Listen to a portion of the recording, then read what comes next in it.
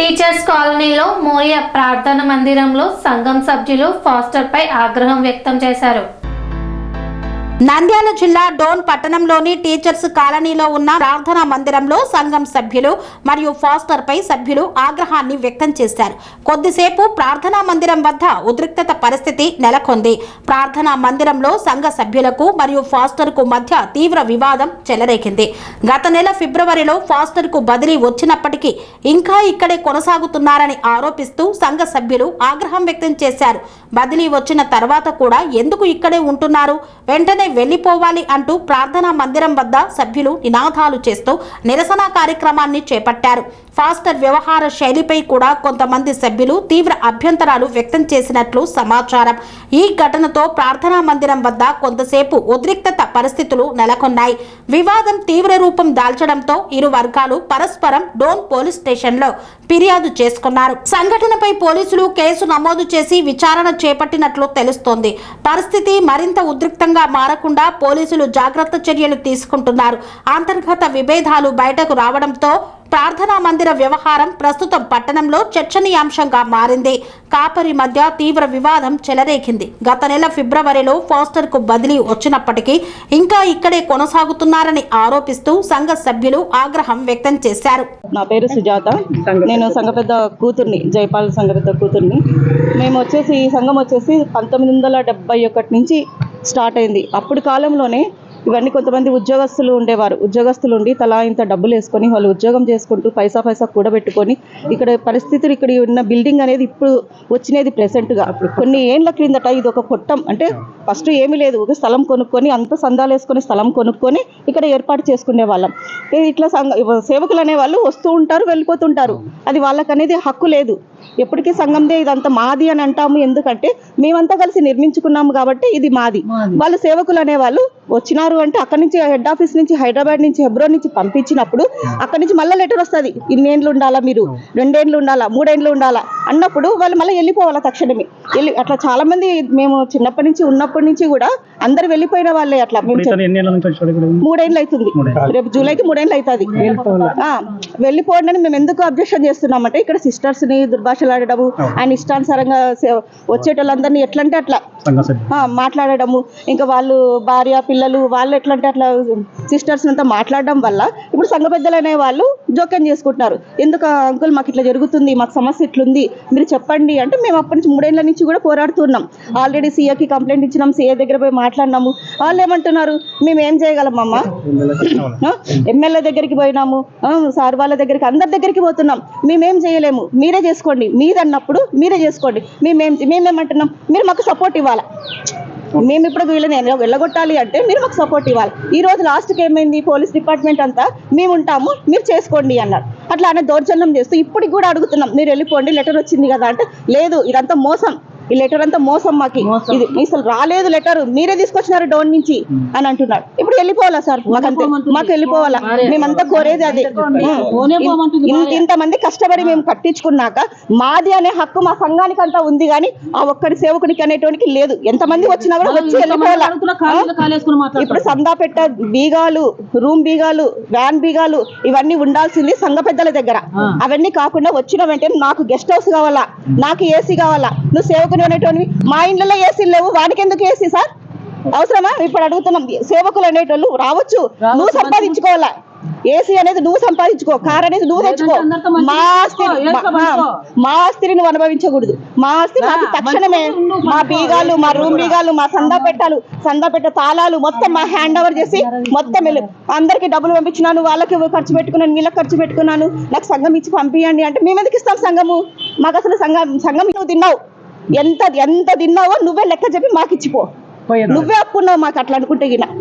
ఇవన్నీ సమస్యలు పెట్టుకొని ఇప్పుడు మేము ఏం చేయాలి సార్? అందరు చెప్పండి, మాకు అందరితో మాట్లాడుతున్నాం మేము. ఇప్పుడు మా సమస్యను మేము ఏం చేయాలి? 3 ఏళ్ల నుంచి తిరుగుతూనే ఉన్నాం పోలీస్ స్టేషన్ల చుట్టూ, ఆడపిల్లలం తిరుగుతూ ఉన్నప్పుడు మాకు న్యాయం జరగకుంటే ఎట్లా? మీరంతా కలిసి ఆయన సేవకుని అనేటువంటి చరణ్ కుమార్ గారిని వెళ్ళగొట్టేసేయండి, మాకు ఇదే కావాలి. మేము ప్రార్థన చేసుకునేకి 3 వారాలు అయిపోయింది, తాళం వేసుకొని లోపల ఉంటున్నాడు. లోపల అనుభవిస్తుంటే మన ఇంట్లో ఎవడన్నా వచ్చి మన ఇంట్లో ఉంటే మనం వెళ్ళగొట్టమా? ఉండనిస్తాం, వాడిని వెళ్ళగొట్టేస్తాం. అట్లాంటి మా యొక్క చర్చిలో ఆయన పెట్టి మేమంతా బయట ఉంటున్నాం. ఇదేమన్నా న్యాయమా? అట్లాంటివన్నీ జరగకూడదు, మాకు అవన్నీ వద్దు అని తక్షణమే చరణ్ కుమార్ గారు వెళ్ళిపోవాల్సిందే.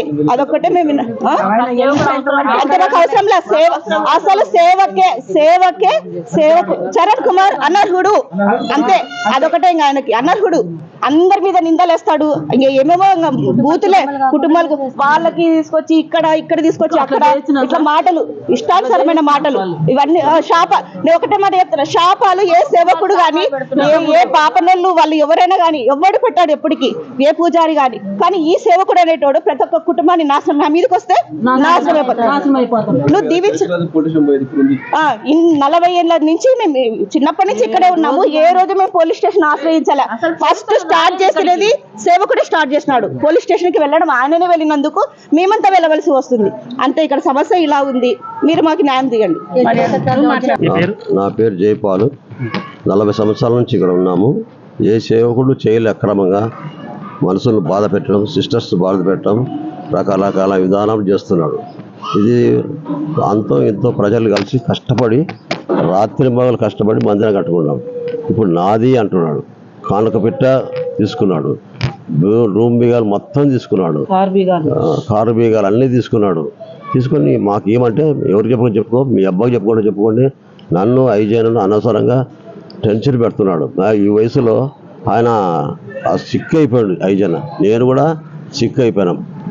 అనారోగ్య పరిస్థితులు పడి ఒక 5 నెలలు సిక్కులు పడి ఇప్పుడు వచ్చిన మళ్ళీ కొద్దిగా కోలుకుంటున్నాం.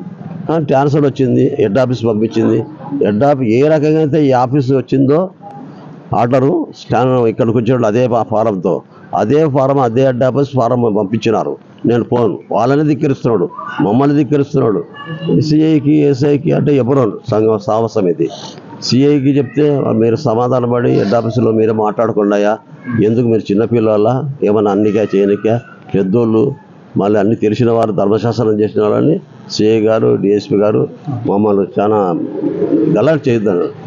ఎంత చెప్పినా వినకపోతే ఇదే సేవ ఎవరైనా చేసేది, నేను చేసేది అదే సేవ, ఆయన చేసేది, ఈడ ఉన్న సేవ ఆడుంటుంది అంతేగా, ఇంకా ప్రత్యేకంగా ఏముండదు. ఈడ పాస్టర్ అంటారు, ఆడ పాస్టర్ అంటారండి. పొమ్మంటే పోకున్నాడు, మమ్మల్ని ఇబ్బంది పడుతున్నాడు. రకరకాల బీగమేసి లోపల వార కార్యక్రమం మొత్తం క్యాన్సిల్ చేసిండు. అది ధర్మమా? లేదు, ఏమి లేదు, మాకుంది కావాలంటే. కానీ ఆ అక్రమం ఆయన వేస్తుండే ఏమంటే పోనీ సేవకురాలు ఏదో అని మేము దయదాక్షిణ్యంతో చూసినాం. కొట్టాలని తిట్టాలని ఒక నిమిషం పడదు. ఈ ఆశరికి వచ్చే ఈరోజు అంతా ఏకమైనాం, ప్రార్థనలు చేస్తున్నాం, మనసు మారాలా, వెళ్ళిపోవాలని. పీఠరాచార్యుడు ఎవరు అంటాడు, దేవుడు ఎవరు అంటాడు, జైపాల్ ఎవరు, ఐజన్న ఎవరు అంటాడు. అందరి సంఘాన్ని ఎవరంటే అట్లా నోటికి వస్తే అట్లా మాట్లాడదు. అది మంచిదేనా? సేవకునికి ఒక పాస్టర్కు మంచిదనే విషయము కాదు. కాబట్టి ఆయన మనసు మార్చుకొని పోతే మంచిది. దయచేసి మీరు కూడా మాతో సహకరించండి. కుటుంబాలన్నీ ఇబ్బంది పెడుతున్నారు. ప్రార్థన మందిరానికి వస్తున్నాము. మళ్ళీ ఇదంతా మేము అందరం కలిసే మరి మందిరాన్ని కట్టుకుంటూ వచ్చినాము. మళ్ళీ ఈ దినంలో మరి పాస్టర్ గారు మరి మాది మందిరం అంటున్నారు. మాకు దయచేసి మీరు న్యాయం చేయాలని మేము కోరుతున్నాము. అనురాగానికి అమ్మ ఆదర్శం, ఆరోగ్యానికి Shri Sai homeo stores and clinic. అనుభవం, అర్హత, అంకిత భావం కల డాక్టర్లచే చికిత్స. అన్ని రకాల ఆరోగ్య సమస్యలకు నమ్మకమైన ఎంపిక Shri Sai homeo stores and clinic. Diabetes, కీళ్ల నొప్పులు, సయాటికా, వెన్నుముక సమస్యలు, థైరాయిడ్, నిద్రలేమి, మానసిక సమస్యలు, ఋతు సమస్యలు, అన్ని రకాల దీర్ఘకాలిక వ్యాధులకు ప్రత్యేక హోమియో వైద్యం. అందరికీ అందుబాటులో అంతర్జాతీయ హోమియో వైద్యం Sri Sai homeo stores and clinic. మీ ఆరోగ్య సమస్య ఏదైనా ఇప్పుడు పరిష్కారం సాధ్యం. సైడ్ ఎఫెక్ట్ లేని వైద్యంతో సంపూర్ణ ఆరోగ్యం కొరకు సంప్రదించండి Sri Sai homeo clinic and stores, Bhavani Nagar, Ambedkar Nagar road, old Alwal, Secunderabad. సంప్రదించాల్సిన ఫోన్ నంబర్స్ 9000751751 మరియు 9000422525.